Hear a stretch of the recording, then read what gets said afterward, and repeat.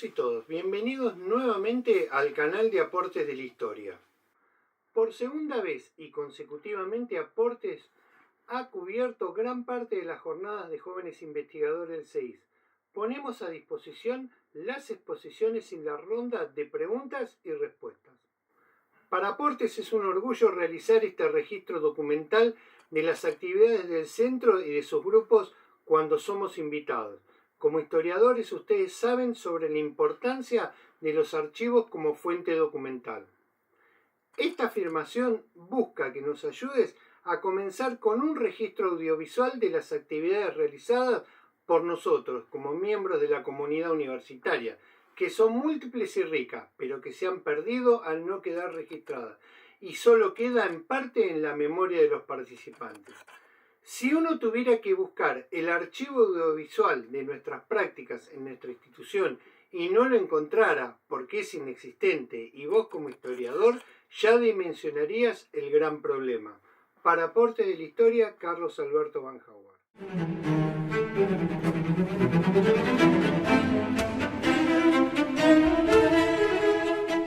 Bueno, ahora pasamos a la ponencia de Juliana Nicolini, combatir los abusos del gabinete, los ministerios nacionales en la reforma constitucional y en el debate de la ley de subsecretarios de Estado, Confederación Argentina 1860-1861. Bueno, gracias. Buenas tardes a todas y a todos.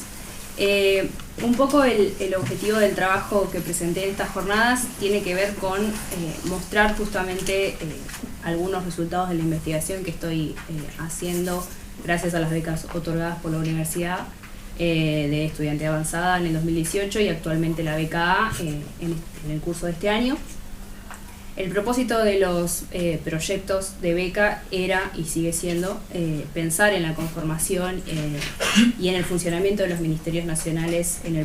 la década de la Confederación Argentina, sobre todo a partir del análisis de la legislación que reguló, digamos, y delimitó las atribuciones y el funcionamiento, el rol político institucional de los ministerios y su estructura interna también. A partir de ese objetivo general, he examinado ya 3 leyes, 3 debates y la sanción de 3 leyes diferentes respecto a, en primer lugar, la creación de los ministerios nacionales en 1853, la delimitación de las atribuciones específicas de cada una de esas carteras, de cada uno de esos ministerios en 1856, en lo que fue la denominada Ley Orgánica de los Ministerios, y en esta ponencia en particular analizo una tercera ley, que es la Ley de Creación del Empleo de Subsecretarios de Estado, que se debate en 1860 y finalmente se sanciona en 1861. Básicamente siempre, la idea es siempre atender, digamos, a las coyunturas particulares en las que se sancionan y se debaten estas leyes particulares, y sumado a ello, en este trabajo en particular, intento hacer un cruce de alguna manera con la coyuntura general en la que se sanciona esta ley, y justamente por ello introduzco, digamos, en el trabajo el debate en torno a la reforma constitucional que se da en 1860 como una condición dada, digamos, como una condición para la incorporación del Estado de Buenos Aires a la Confederación luego de la batalla de Cepeda, que justamente implicó esta reforma constitucional una modificación en las funciones ministeriales, en particular de un artículo específico de la Constitución. En relación a la estructura del trabajo, un primer punto que expongo en la ponencia, por orden cronológico, es justamente la reforma constitucional de uno en particular, que es el artículo 86, que es el artículo en el que se plantea que los ministros no pueden tomar decisiones o resoluciones por sí solos sin previo mandato o consentimiento del presidente. Lo que hacía ruido, digamos, a ojos de los convencionales, o particularmente de la comisión examinadora que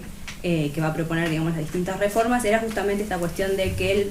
ministro podía accionar teniendo simplemente el consentimiento o el mandato del presidente sin necesidad de la firma, digamos. Lo que quedaba indefinido de alguna forma en el artículo era eso. Por consiguiente, la comisión lo que aconseja es suprimir esa parte del artículo, lo que finalmente se hace y se aprueba no solo esta reforma, sino todas las reformas que se presentan o todo el plan de reformas que se presenta para la Constitución. Pero lo interesante, o lo que traté de rescatar, digamos, de ese debate, más allá del contenido de esa reforma o de esa modificación particular, tiene que ver justamente con las intervenciones o los argumentos que van a presentar algunos convencionales, en particular dos, que son Sarmiento y Vélez Sarsfield, que van a ser también parte, digamos, de esa comisión examinadora en la convención. Por su parte, digamos, Sarmiento en particular hace referencia a,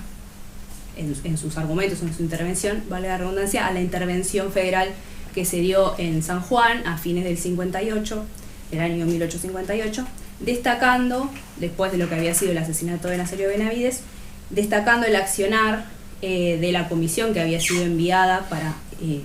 llevar adelante esa intervención, que estaba conformada por varios ministros, entre ellos el propio Derqui, que en ese momento era ministro del Interior de Urquiza, y que de alguna manera lo que destaca Sarmiento en su intervención para justificar, digamos, la reforma es justamente el amplio margen de autonomía y de independencia que va a tener esa comisión, en lo que participan varios ministros. Derqui es uno, Galán es otro, que era en ese momento ministro de Guerra y Marina. Y de alguna manera avasallando, si se quiere, los principios federales, los principios republicanos, y dándole un margen de acción mucho más amplio del que correspondía a esos ministros. Por su parte, la intervención de Vélez Sarsfield va más bien, o los argumentos que plantea, versaron más bien sobre los modelos jurídicos a los que debía atenerse el modelo ministerial o la institución ministerial, justamente porque uno de los defectos que plantea Vélez Sarsfield, o uno de los defectos que encontraba Vélez Sarsfield en la Constitución del 53, era que en la composición del Poder Ejecutivo había una mezcla de principios monárquicos y republicanos. Y justamente a partir de ahí hace una comparación con el modelo de Estados Unidos, que digamos era el modelo al que debía atenerse que ha sido marcado por la historiografía, por la bibliografía general, en torno a que la Constitución del 53 toma como modelo la norteamericana. En función de eso, entonces, la función o el objetivo, de la reforma de este artículo tenía que ver más bien con limitar el poder de estos ministros y amoldarlo más a ese modelo norteamericano, más similar a una especie de secretario, y no tanto a ministros con una responsabilidad mayor, como planteaba Vélez Sarsfield. Y con este objetivo, entonces, limitar el poder de estos ministros para de alguna manera afianzar ese sistema federal y también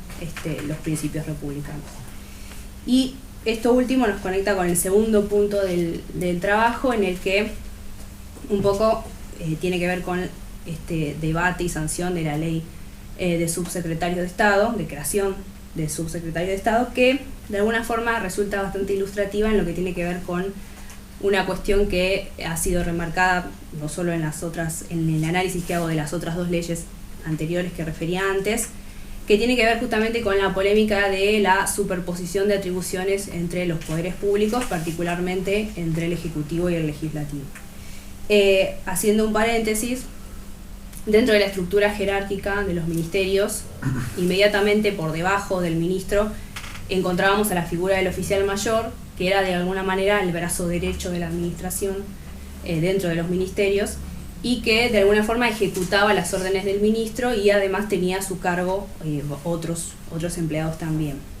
Por un decreto de marzo del 60, el Poder Ejecutivo lo que hace es suprimir el empleo de oficial mayor y crear en su lugar el empleo de subsecretario. Como esto se da en el periodo de receso de las cámaras, recién se va a tratar en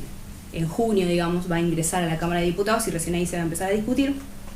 Y lo que se plantea, digamos, una vez que ingresa en la Cámara de Diputados y la comisión lo examina, lo que va a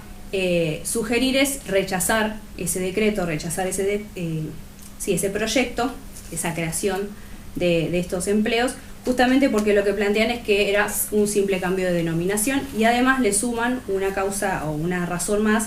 para rechazarlo, que tiene que ver con la imposibilidad o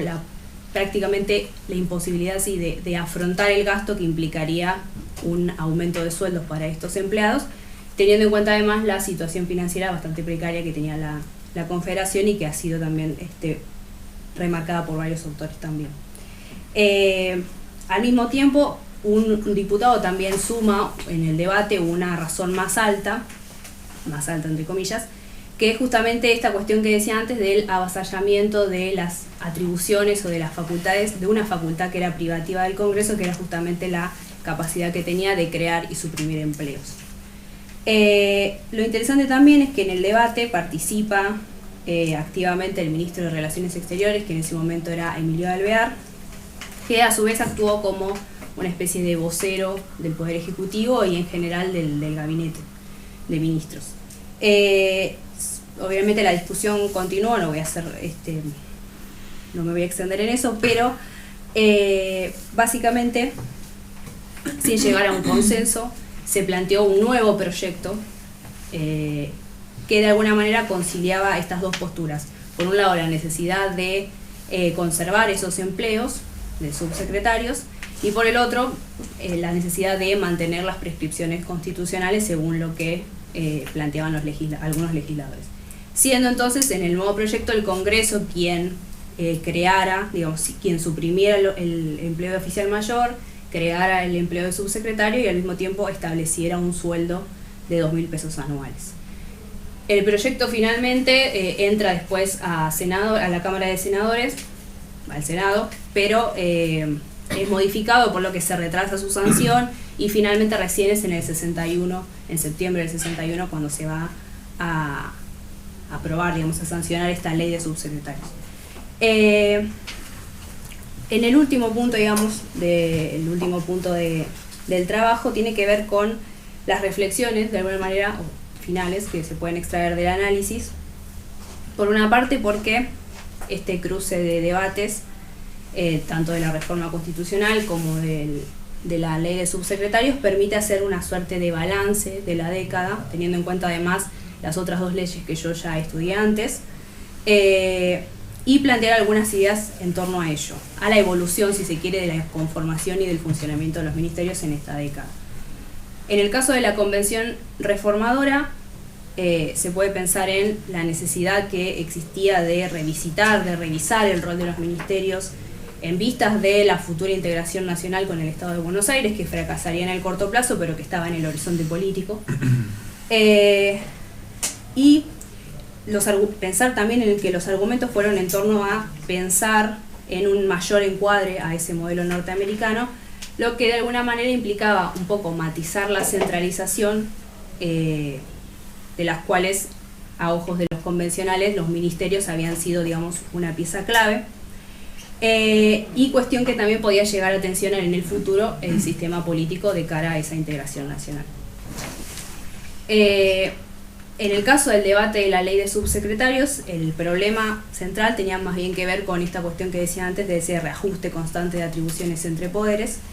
porque si bien los legisladores acordaban con la necesidad de reforzar esa administración nacional, esa administración pública, de hecho con esta necesidad de tratar de corporizar paulatinamente una estructura administrativa en donde estos empleados tuviesen funciones más específicas y quedaran quizá más limitados a la esfera ministerial y no, recorrieran las distintas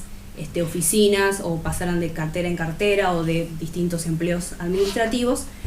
Sí, el objetivo de los legisladores era que eso se hiciera, o exigían que se hiciera en base a las prescripciones constitucionales, que eran parte, de las atribuciones que tenía el Congreso. En conclusión, el hecho de que tanto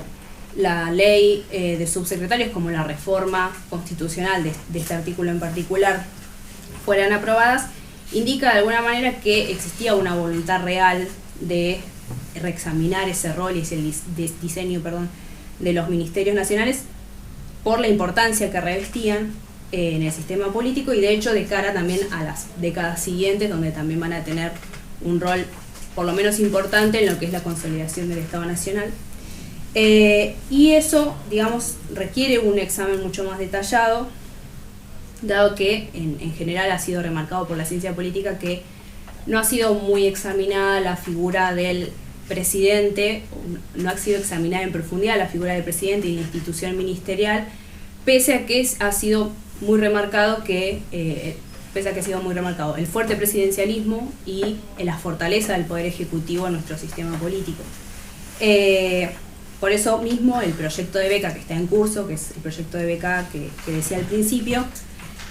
un poco el objetivo del proyecto es seguir profundizando en el funcionamiento de los ministerios, complementando los análisis que ya hice, digamos, sobre la legislación, y quizá desplazando un poco más la atención hacia cuestiones que tienen que ver más bien con las dinámicas internas del funcionamiento de los ministerios, este quehacer administrativo, atendiendo a esa tramitación administrativa, a las relaciones entre ministros con el Poder Legislativo a partir de la presentación de memorias, a partir de las interpelaciones que el mismo Congreso hacía a estos ministros, el llamado a dar explicaciones, las relaciones de los ministros entre sí dentro de ese gabinete, las relaciones de los ministros con los presidentes, incluso las relaciones de los ministros con el resto del personal administrativo dentro de cada cartera.